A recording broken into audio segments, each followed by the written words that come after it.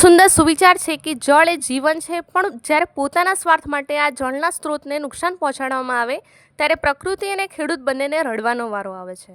આજે આપણે વાત કરીશું એક એવા જ અહેવાલની જ્યાં ખનન અને ઓવરલોડ વાહનોની બેદરકારી નર્મદા કેનાલ અને જગતના તાત માટે મોટી મુસીબત બની ગઈ છે.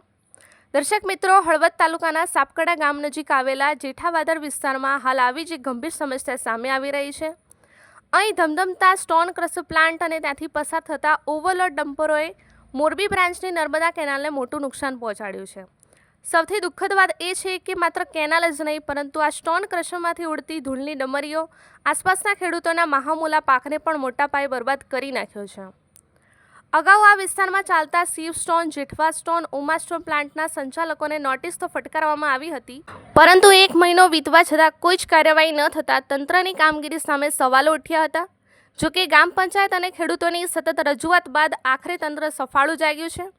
સ્થિતિની ગંભીરતા જોતા મોરબી બ્રાન્ચ નર્મદા કેનાલના નાયબ કાર્યપાલક ઇજનેરે ખાતરી આપી હતી કે તેમણે જણાવ્યું છે કે આગામી 10 જ દિવસમાં ટેન્ડર પ્રક્રિયા પૂર્ણ કરી દેવાશે.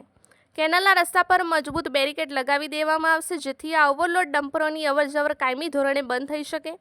એટલું જ નહીં, નિયમોનું ઉલ્લંઘન કરનારાઓ સામે કડક કાર્યવાહી પણ કરવામાં આવશે. હવે જોવું એ રહ્યું છે કે શું ખરેખર 10 દિવસમાં તંત્ર આ બેરિકેડ લગાવશે કે પછી આ ખાતરી માત્ર કાગળ પર જ રહી જશે. ખેડૂતો અને કેનાલની સુરક્ષા માટે તંત્રની આ કામગીરી પર અમારી સતત નજર રહેશે.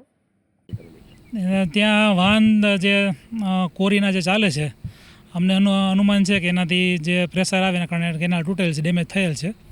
જે અંગે તમામ કોરીવાળાને નોટિસ આપેલ છે. સબ ડિવિઝનના જે ગામિત સાહેબ છે નોટિસ આપેલી છે, અને આગળની કાર્યવાહીમાં અમે ત્યાં બેરિકેડ લગાવવાના છીએ અને પ્લસ જાહેરનામું બહાર પાડી અને ત્યાં પ્રતિબંધ કરવા માટેની કાર્યવાહી કરવાના છીએ. સાહેબ, કેટલા સમયથી આ કોરીના ડમ્પરો ચાલતા હશે? અગાઉ તમે કેટલી વખત નોટિસ આપેલી, ત્યારબાદ શું જવાબ મળેલો? હું છેલ્લા 2 મહિના ત્યાં અહીંયા કેનાલના ચાર્જમાં છું, ત્યારથી ડમ્પર ધ્યાનમાં આવેલ છે. અમે અગાઉ મૌખિક તો ના પાડેલી જ છે, પણ આમ છતાં એ લોકો રોડ યુઝ કરે છે. અને કેનાલ જે હમણાં છેલ્લે આપણે પ્રેસમાં આવ્યું તે પ્રમાણે કેનાલમાં ડેમેજ નુકસાન જણાયેલું હતું. કેનાલમાં વધુ પડતું નુકસાન છે. 1 મહિના અગાઉ તમારી ઓફિસર નોટિસ આપેલી, ત્યારબાદ હજુ સુધી કોઈ કાર્યવાહી કરવામાં આવેલ નથી. તો કાર્યવાહી કરવામાં કોઈનો ડર કે શું લાગે? ના, હાલ આપણે પાણી ચાલુ છે કેનાલનું. નીચેથી જે અમારે જોવું પડે કે કેનાલ બંધ થાય પછી નીચેથી ડેમેજ થયું છે કે શું, એ પ્રમાણે જોઈ અને ત્યારબાદ આગળની કાર્યવાહી અમે કરશું. સાહેબ, સાપકડા બાજુનું જ ગામ છે. પંચાયતના સરપંચ પણ અગાઉ અવારનવાર તમારી ઓફિસે રજૂઆત કરવા માટે આવે છે. રજૂઆત કરવા આવે તો અધિકારી તો ત્યાં કોઈ છે નહીં.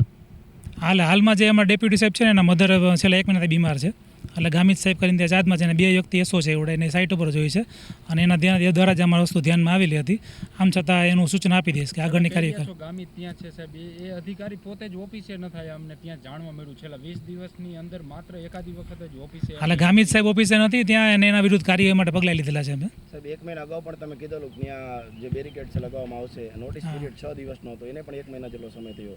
તો હવે કાર્યવાહી ખરેખર થશે કે માત્ર નોટિસ આપી? ના, ખરેખર કાર્ય કરવાની છે. બેરિકેડ લગાવવાના છે અને જાહેરનામું બહાર પાડી અને પ્રતિબંધ કરશે. કેટલા દિવસમાં સાહેબ કાર્યવાહી આપના દ્વારા કરવામાં આવશે? 10 દિવસમાં કાર્ય હાથ ધરવામાં આવશે. એવડે તો સાહેબ, નોટિસ તમે જે આપી હતી, નોટિસનો જે લોકોએ જવાબ નથી દીધો, તો એની સામે શું કાર્યવાહી થશે? એમને ફરીથી જે નિયમ છે એ પ્રમાણે પગલાં લેવાના થશે એના પર. સાહેબ, એવું કંઈ છે કોઈ રાજકીય લોકોના ત્યાં આગળ કોરીના ભેડિયાને છે ને એના કારણે તંત્ર જે છે મતલબ તમારા લેવલથી એવું કોઈ ધ્યાન આવેલ નથી. એવડું તો પછી કેનાલનું તો બહુ મોટા પ્રમાણમાં ડેમેજ કરી નાખેલી છે, તો તેમ છતાં પણ કેમ કોઈ કાર્યવાહી થતી નથી? હાલ પાણી ચાલુ કર્યું પહેલી જૂનથી ત્યાં આગળ, એટલે ખ્યાલ ના આવે કે પાણી બંધ થાય તો આખી કેનાલ જોવામાં આવે. ઉપર જે ચાલુ થાય એ પહેલા કેનાલ રિપેરિંગ અને મેન્ટેનન્સ માટે બંધ રાખવામાં 1.5 મહિના સુધી. તો એ સમય દરમિયાન આપણા ધ્યાને નહીં આવેલું કે કેનાલ તૂટેલી છે કે ડેમેજ થઈ હશે? તમે કઈ રીતે બિલ પાસ કર્યું છે? બિલ પાસ નથી થયું કેનાલનું, અને એના માટે કોન્ટ્રાક્ટરને મૌખિક જાણ કરેલી છે કે તાત્કાલિક રિપેર કરી આપે. એવડું સાહેબ, સાપકડા ગ્રામ પંચાયતના સરપંચ પોતે કહી રહ્યા છે ઘણી જગ્યાએ કેનાલમાં પારો દબાવી દીધો છે. જો આ વહેલી તકે ડમ્ફરો બંધ નહીં કરે તો કેનાલ 100% તૂટે એવી સ્થિતિ છે. તો પછી સરપંચો, સ્થાનિક ખેડૂતો બધા કહી રહ્યા છે, છતાંય આપણા લેવલથી નોટિસ આપીને કોઈ કાર્યવાહી નથી થતી. તો આ પાછળનું કારણ શું છે? નહીં, સ્ટાફની અછત છે એના માટે થઈને. બે જ અધિકારી છે ત્યાં આગળ, અને 2 સાઇટ ઉપર કામ ચાલે છે. સાહેબ, સ્ટાફની અછત હોય તો પછી કેનાલ હવે તૂટશે પછી તમારા લેવલ? ના, એવું નહીં, એ સમયસર પૂર્ણ થઈ જશે. એવડું બેરિકેડ લગાવવાની કામગીરી કેટલાક દિવસમાં? 10 દિવસમાં શરૂ કરશું અમે.